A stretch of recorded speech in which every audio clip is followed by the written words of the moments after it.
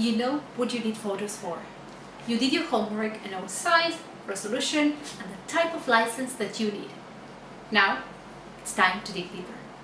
In today's video, I will show you the type of photos that will match your business objectives and why this is important.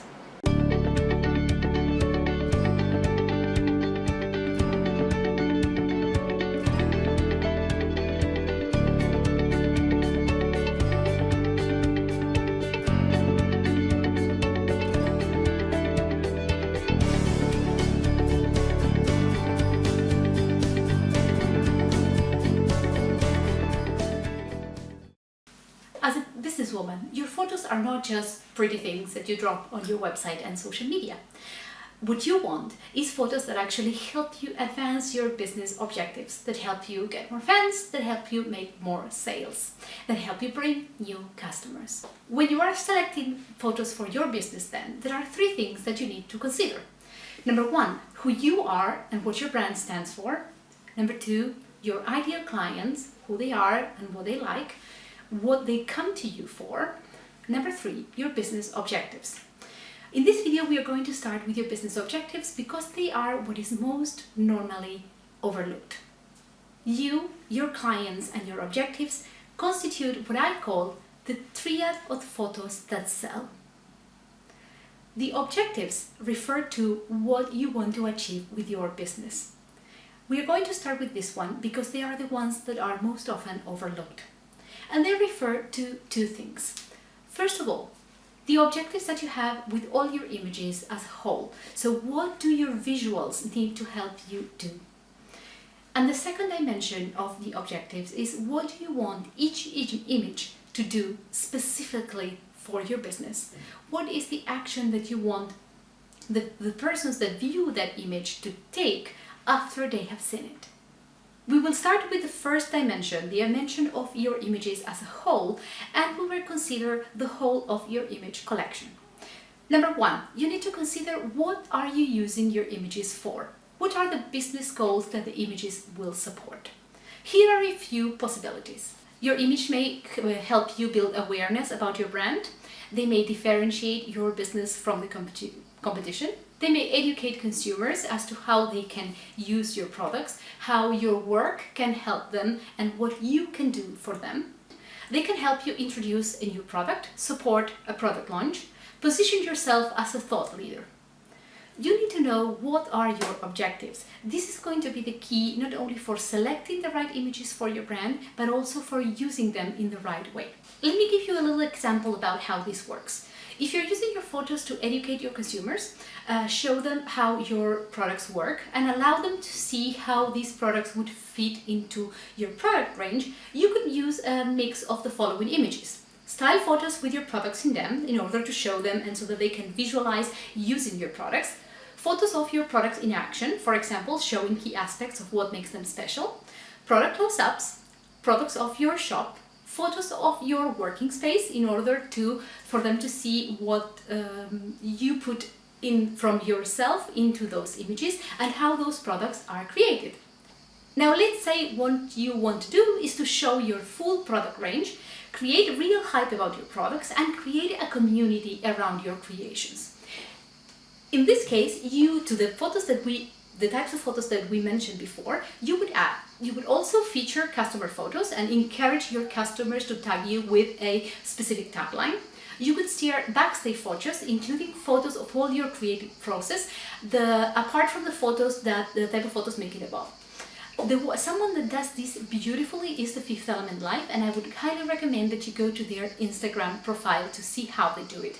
Another brand that has a fantastic Instagram profile and that you can see how they use different types of photos is kikki.K, the stationery company. The links for both of them are below, and I do recommend that you check them out because they do a fantastic work in how they use their images. Here is what you need to do. You need to think about the type of work that you do. You need to think about each image, treat this as part of a content strategy. You think about all the written content that you have planned and you ask yourself, how can written and visual content work together to help me achieve my business objectives? Use the worksheet below, download it, Write it down and start thinking about the questions that I ask of you there. Don't miss this, because otherwise your photos will not work to the top of their potential. Number 2, think about the practical objectives that you have for each photo. So in the question above, we looked at all your images as part of your content. So content is written content and visual content. In this question, what I'm asking you is to look at each image and ask yourself, what effect do you want the specific image to have on your customers? Do you want people to pay attention to your words? Do you want them to feel shocked, to feel intrigued, to want to laugh? Do you want them to dream of a life that they will love living and that your work can help them achieve? Do you want them to feel understood? Do you want your customers to relate to your personality and your own particular way of doing things? You can plan all this. Let me give you a couple of examples of how you can do this and why it is important that you think about it. Have you ever wondered why those desk photos, the flat lays of desks, became so famous and why it was so important to have hands in them? The reason for this is that they allow us to not only imagine how you work and your workspace, but to feel like we are there. They, especially the ones that have parts of the body like legs or hands or arms, they allow the person to put themselves in the position of that photo and imagine that they are the ones executing those actions, having those desks, writing those letters, using those journals. Those text photos allow us to feel like we are doing business with real people who care about their crafts and who care about their customers. If you want people to connect with you and differentiate you in a crowded market, you need to care. Real photos are key. Photos that show who you are, what you believe in, and what you like are key to establish a personal connection. If you want to show people how you work, so people can understand the level of detail that goes into your work and the level of care that you put into each and every one of your creations, then you could use backstage photos of your workspace. You can use lifestyle photos, or not only of your workspace, but also close-ups of the details that are important to you and that differentiate you for everyone else. For example, it may be the way you select ingredients for the food that you create for your customers. It may be the way that you select the materials that go into your crafts. Whatever it is that makes your work special, there is a photo that can be attached to it and that can show it immediately the moment someone lands on your website or on your social media accounts. Here's the key. Let people in. Let them know why what you do is special.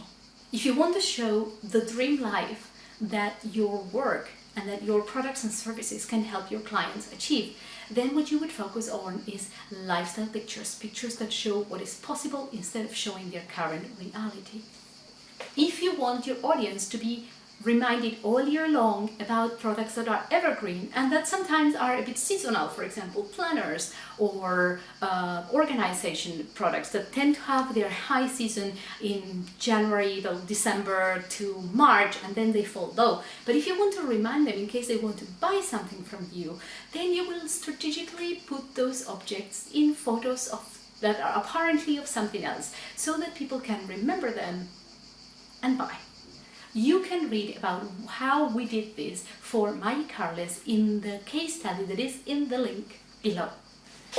If the purpose of your photo is solely to call attention to your words, then what you would do is you would direct the eye with either a person looking at it, or you will use objects that are pointing like arrows to the text.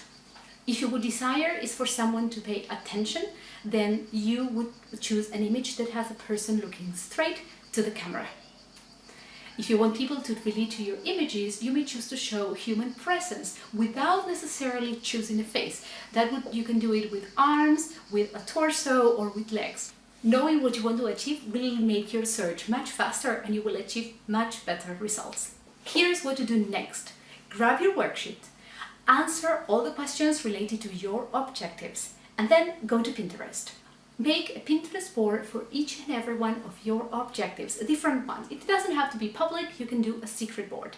And start pinning things that sound like those feelings and like those emotions, like those actions that you want people to take. Whatever conveys for you those feelings, those emotions, and those actions, pin it there. At the beginning, don't think about it, just pin. Leave it for a week and then go back and see if you can find the pattern. Maybe it will be the colors, maybe it will be lines, maybe it will be the objects that are there.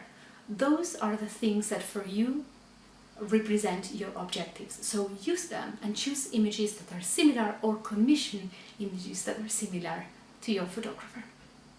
I'll see you in the next video. I hope that you like this one. Do your homework. Tomorrow we're going to be talking about you and about how to make your photos distinct, how to make them different from anyone else so that your brand begins to be easily identified everywhere. Bye bye.